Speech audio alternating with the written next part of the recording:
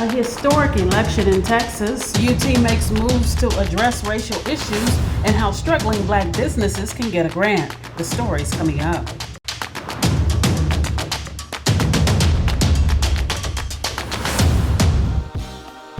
Hi, I'm ReShonda Tate Billingsley with your weekly Defender News Wrap, where we bring you the biggest news stories from the black community.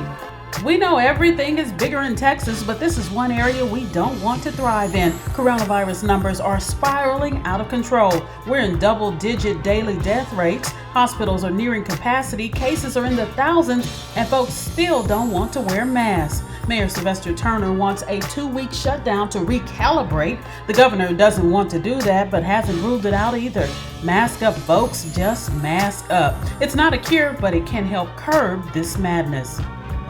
Several area school districts have announced their official back-to-school plans. In HISD, all students will begin online-only classes on September 8th. Virtual learning will last at least 6 weeks. Online instruction will continue for 6 weeks through October 16th, when students will be phased back into the classroom for face-to-face instruction starting October 16th. Parents will have the option to opt out of the in-person instruction for the remaining semester or the full school year. Fort Bend is doing at least 3 weeks of virtual learning.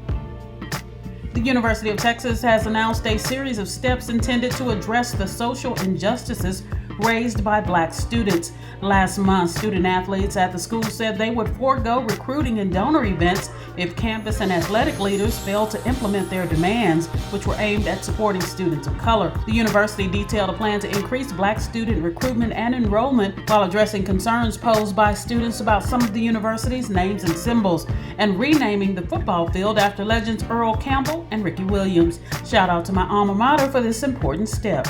Texas Democrats broke the record for highest turnout in a runoff election in Texas Democratic history, with nearly 1 million votes cast in the July 14th election.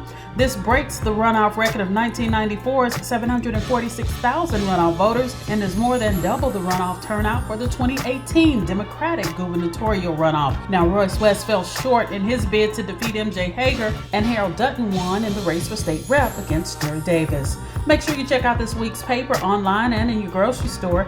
The Defender publisher and CEO has all the politics, and of course, we are stock-filled with news for you. Well, Harris County Commissioners Court voted to approve the Harris County Small Business Recovery Fund, a $30 million grant program designated for struggling small businesses that have not yet obtained financial assistance from other COVID-19 relief programs.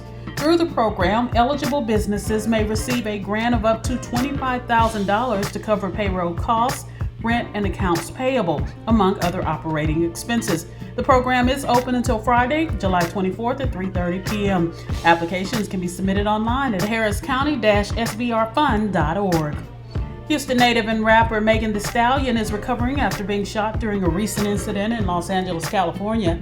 In an Instagram post to her 12.5 million followers, Megan says she wanted to clear up false reports about the shooting that says she'd been arrested. Megan didn't go into details other than to say that someone who wanted to physically harm her shot her. A police officer drove her to the hospital where she underwent surgery to remove the bullets. The rapper says she is grateful to be alive.